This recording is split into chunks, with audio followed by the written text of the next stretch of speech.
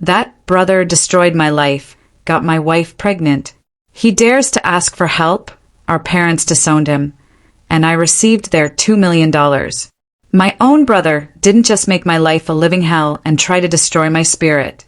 He took the woman I loved, got her pregnant, and shattered my entire world. And now, after everything, after our parents disowned him and left me their entire $2 million inheritance, he's begging me for help. You won't believe how this twisted family saga unfolded. From the very beginning, my younger brother, David, harbored this deep-seated resentment towards me. And if you think it was jealousy because I was the favored child, you'd be dead wrong. He was the golden child, not me. He had no reason to be envious. Our mother, bless her heart, always indulged David. She cooked his meals, did his laundry, and would even ask me to help him with his schoolwork. I was just expected to assist him, simply because we were family. I never received the same consideration. I accepted it, I guess. I was always quite independent, and maybe that was part of the problem. I just kept meeting his needs without expecting anything in return. He only ever approached me when he wanted something. I was this quiet, introverted kid who loved studying and keeping to myself. He was loud and rough, just like our dad. I also tend to be incredibly straightforward and honest, never sugarcoating anything. I think my mother might have developed a negative perception of me because of that. This favoritism made David the family's darling, and honestly, I didn't mind it when we were growing up. But then things changed. Problems started when he began bullying and mocking me for being different. He'd tease me about my height, my glasses. He'd sneak into my room, read my diary, and then complain to my mom about what I'd written. When I yelled at him and complained to our parents, they'd just laugh it off, saying it wasn't a big deal. He did more awful things. One time he nearly broke my glasses. Another, he put nasty things in my food. He even once put little stones in my cereal. Luckily, I found them before they could damage my teeth. When I told my mom, she just dismissed it. "This is how brothers bond," she'd say. Whenever we fought, David would zero in on my insecurities. We went to the same school, so he knew I was being bullied by a few kids there. Instead of supporting me, he sided with them, calling me names like ugly loser or hairy monkey, and encouraging them to physically harm me, saying I was just a big failure. Another time, during a fight over something trivial I can't even remember, he looked me dead in the eye and told me to kill myself. While I could brush off most insults, that really hurt. I was struggling with my mental health back then, and to hear my own brother say he wanted me dead, it was devastating. Dad was often at work, and Mom didn't seem to care much. She even scolded me once, claiming it was my fault for irritating him. Things just got progressively worse. In high school, there was a shocking incident where David attempted to set my hair on fire, and unbelievably, my mother defended him, claiming he was merely playing. Seriously, who plays like that? Thankfully, my dad eventually sided with me. He pointed out the gravity of the situation and even threatened to call the police on David. That moment was a real eye-opener for my brother. He had never faced any consequences for his actions before. He was genuinely stunned. Dad made it clear that enough was enough, and David needed to start respecting his older brother. Later, Dad came into my room to talk. I never expected his support because he always told David how similar they were. But that night, Dad admitted he'd waited for years, hoping David would mature, but he was slowly realizing David was just becoming a big bully. Hearing that from my dad was incredibly validating. I almost broke down in tears. I confessed everything David had done to me over the years, even the bullying at school. My dad was shocked at how much I had endured. The next day, he spoke to the principal, ensuring the bullies were warned about severe consequences. That evening, Dad enrolled me in MMA at our local gym, telling me I needed to man up and stand up to bullies. I admit, a nerdy kid like me trying to learn to fight might have seemed laughable, but I was focused. I balanced my studies and daily workouts, and those MMA classes completely changed my life, my physique. One day, David was up to his antics again. He stole my pocket money, which we received for helping with chores. I had been saving it for a while. David sneaked into my room and took it. I caught him just as he was about to cycle off with his friends. I demanded he return my money, but David just mocked me, saying all I could do was run to Daddy for help. I don't know what came over me, but I punched him right in the face. He was stunned, fell backward, and I retrieved my money from his pocket before throwing him back down. David started crying loudly, which, I gotta say, was quite comical. My mother rushed out to help him and find out what happened. When she learned I had fought him, she was surprised and reprimanded me, saying I should be a better role model for David. He seemed to enjoy seeing me scolded. My mother also complained to my dad, saying I needed to be controlled. My dad grimly asked both of us to explain. I told him how David had stolen the money I'd worked hard for. David tried to justify it by saying he needed the money for a date and that, as his brother, I should help him. But Dad told David he was lucky I only punched him for stealing because anyone else would have called the police. He continued, telling David he had no right to take others' things without their consent. David didn't like that and threw a tantrum, likely hoping our mother would side with him. But Dad remained firm. When David realized he wasn't going to be punished for being hit, he screamed how much he hated me and ran back to his room, locking himself in. Following that incident, David began to distance himself from me. He finally understood he couldn't bully me anymore, and that even Dad had stopped supporting his antics. For the first time in a long while, I felt like we were equals. Though he could no longer physically harm me, he resorted to verbal insults when our parents weren't around. His behavior worsened with age, becoming angrier and more short-tempered each year. If I approached him, he'd ignore me, muttering insults like nerd or loser. If he needed to communicate something, he'd relay it through our mother. When I questioned her about why David couldn't just talk to me, she'd urge me to be more understanding. I couldn't tell if it was just puberty or genuine hatred. Over time, dealing with his comments became unbearable, and I longed to move out and get away from him. I repeatedly asked my mother to mediate a sit-down conversation, but she always refused, saying she didn't want to get involved. Eventually, I left for my dream university, having earned a scholarship. My dad threw a party for me, and even my mom seemed proud. David, however, remained aloof, barely acknowledging my achievements. The day I left was a mix of excitement for the future and sheer relief to escape that toxic environment. The first few months at university were liberating. I made new friends, enjoyed my classes, and started to build a life separate from the oppressive atmosphere of my childhood. The constant fear of David's verbal attacks lifted, giving me a newfound sense of peace. During my second year, I met my wife, Karen, at a frat party. We immediately clicked. Coming from a religious background, having kids outside of marriage was frowned upon. So, when we discovered she was pregnant in our final year, we decided to marry right after graduation. Our wedding was a small but joyful ceremony. Our parents were happy for us, and we celebrated. At that moment, I truly believed Karen was the love of my life. I had always envisioned a monogamous relationship, one woman to come home to share my life with. Despite other women showing interest, I never pursued anything because I was genuinely content in my marriage. Karen was my dream girl, and I never wanted to hurt her. However, I later uncovered 2 incidents of infidelity in our marriage. One was an intermittent affair with her married coworker that spanned several years, and the other was a brief fling with an ex-boyfriend during a visit to her family. Some might think I was naive, and looking back, I can't completely disagree. Each time, we separated for a while, but I chose to forgive her.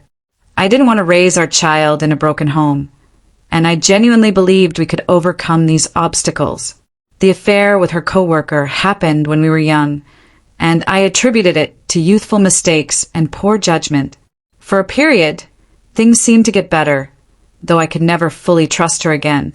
I did my best to set aside my doubts, knowing that if I chose to forgive, I had to genuinely work toward a fresh start.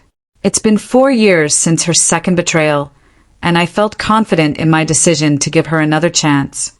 Karen seemed to have changed, and we were genuinely happy, planning our family's future. However, 3 months ago, my world was shattered once more when she revealed that she had been having a long-term affair and suggested that our son might not be mine. Her words struck me like a ton of bricks. A mix of shock, betrayal, and disbelief overwhelmed me. I struggled to comprehend the enormity of her confession.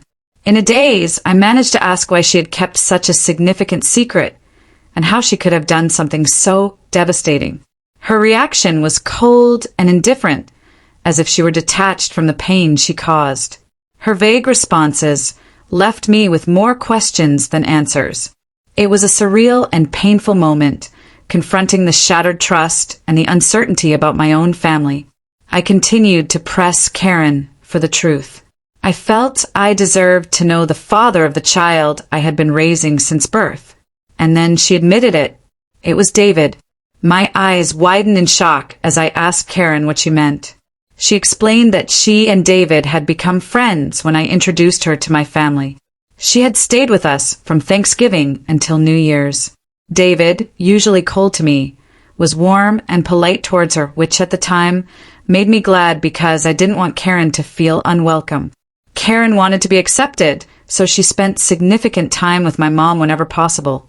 She noticed the rift between David and me and questioned me about it.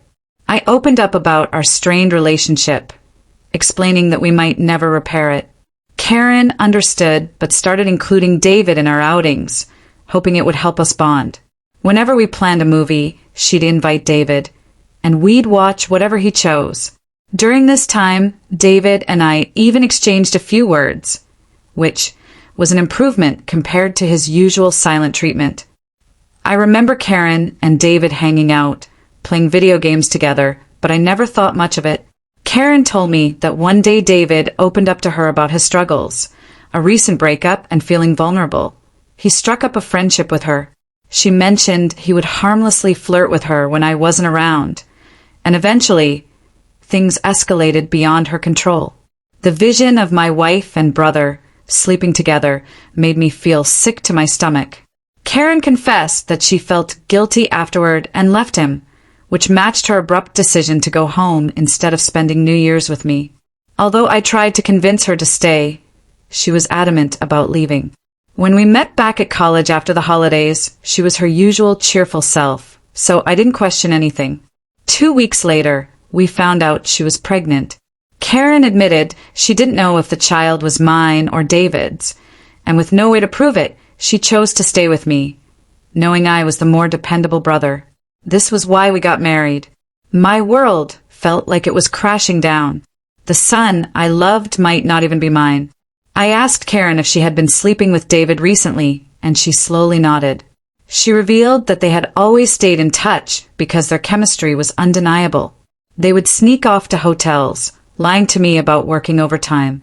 She admitted that half of her business trips were actually romantic getaways with him. I asked why she married me if she wanted my brother. Karen said she didn't want to be the one to break off the marriage. She saw me as a wonderful father to our son and decided to stay. In her words, she made a mistake and didn't know when to stop.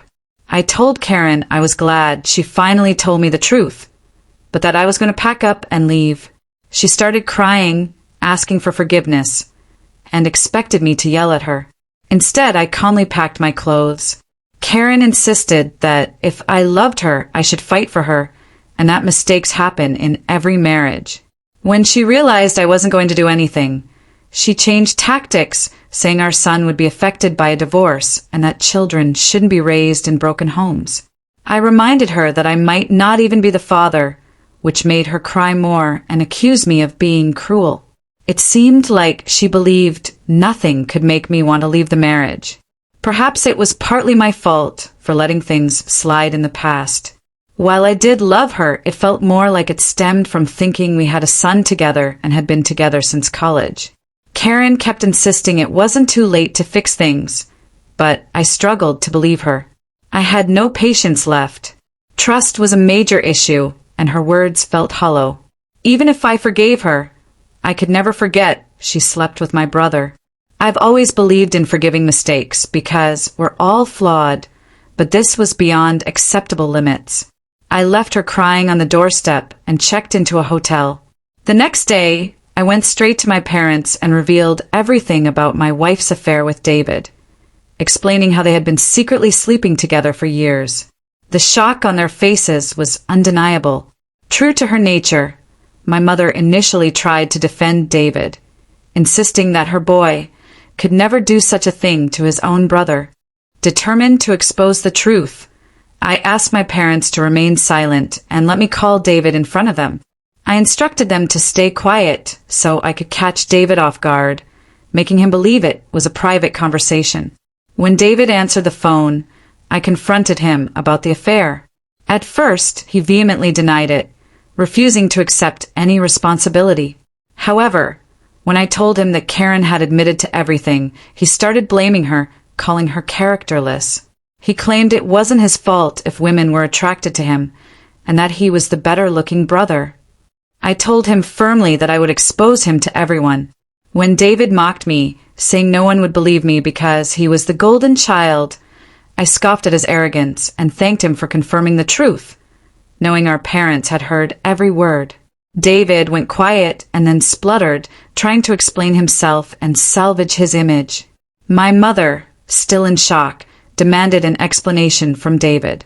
He stuttered through a feeble attempt to justify his actions, blaming everyone else but himself, desperately trying to shift the blame onto Karen. I could see my mother, who had once been so protective of her favored son, now felt a mix of disappointment and anger. In that charged moment, I felt a strange sense of vindication. For years, I had endured David's torment. Now the truth was out and the roles were reversed. It was David who stood exposed, his actions laid bare for everyone to see. As David's words faltered, my father, usually reserved in his expressions, couldn't contain his disappointment. He asked me to pass him the phone and began to speak to David. David, my father began, his voice laden with disappointment, what you've done isn't just a betrayal of your brother, but a betrayal of this family. You slept with your brother's wife and continued the affair even after they were married. Your actions have severe consequences and have irreversibly shattered the trust we had in you. I raised both of you to value family, loyalty, and decency. What you've shown today defies everything I've tried to teach you. He paused, letting the weight of his words sink into David's conscience. Your disregard for your brother's feelings and the lack of respect for his marriage are unacceptable. You've not only hurt him, but also torn apart the bonds that hold our family together. Your mother and I are partly to blame for what you've become, but we will no longer tolerate this behavior. From today, you're cut off from the college funds I set up for you. You'll have to figure out how to pay your university fees on your own. I will also stop funding your lifestyle. Do you think it makes you more of a man to sleep with married women? Let's see how you manage without my money. Throughout this, I maintained a composed demeanor. Although I initially wanted to scream at David, watching my dad punish him was the ultimate vindication. I had exposed his true nature, and it was clear he had underestimated the consequences. My mother, despite David's persistent protests, continued to try and justify him, but my father swiftly ended the call, shutting down David's attempts to explain away his actions. Afterward, my mom approached me and hugged me. It had been a long time since we shared such a moment, but in that embrace there was an unspoken understanding and support amidst the family turmoil. She apologized for not believing me all this time. My 14-year-old self could never have imagined this moment, being vindicated and embraced by my mother. Following this, my dad helped me find a good lawyer to divorce Karen. She and her lawyer tried to fight dirty, asking for alimony since I earned more than her, but her affair played heavily in my favor.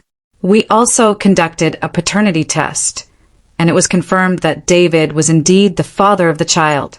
The news was incredibly painful, even worse than discovering Karen's infidelity. I was furious that the son I had loved and raised wasn't mine. However, I decided to stay strong. Karen begged me to continue visiting my son, arguing he shouldn't be punished for the situation, but I couldn't bear to see him. He reminded me too much of David, and I hated it. After my divorce was finalized, I felt a sense of freedom wash over me as I moved into my own bachelor pad. It felt surreal to live alone since I had married so young and never really had the chance to experience independence. However, my naturally independent nature allowed me to quickly adapt to my new lifestyle, and I thoroughly enjoyed it. 2 weeks ago, my dad called to tell me he was considering changing his will because he didn't want to leave anything to David.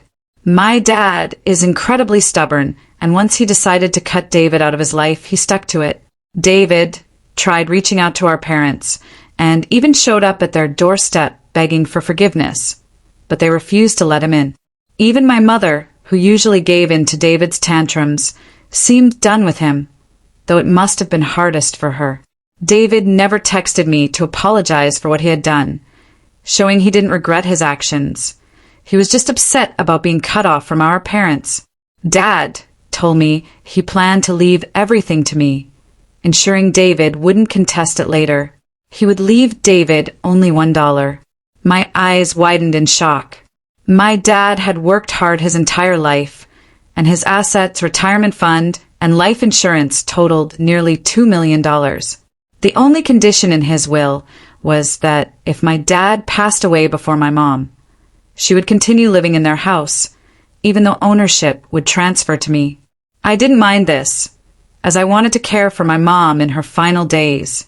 Somehow, David found out about this, and unable to reach our parents, he called me yesterday trying to make amends. He explained how he was struggling with college, and that after Karen discovered the paternity of the child, she had been pestering him for child support. He said he had no money and was looking for part-time jobs, but couldn't find anything. He begged me to talk to our family to start fresh, since he really needed my help. I laughed in his face. I told him I was done with him. I reminded him that he should have thought about the consequences before sleeping with my wife and getting her pregnant. David argued that I was being unfair and that Karen was also to blame, to which I agreed. I reminded him that I had divorced her, making her his responsibility now. He shouldn't be calling me to complain about her or the child, since these were the consequences of his own actions. David started to raise his voice, but I interrupted, reminding him that he was no longer the favored child in the family, but the black sheep who had slept with his own brother's wife.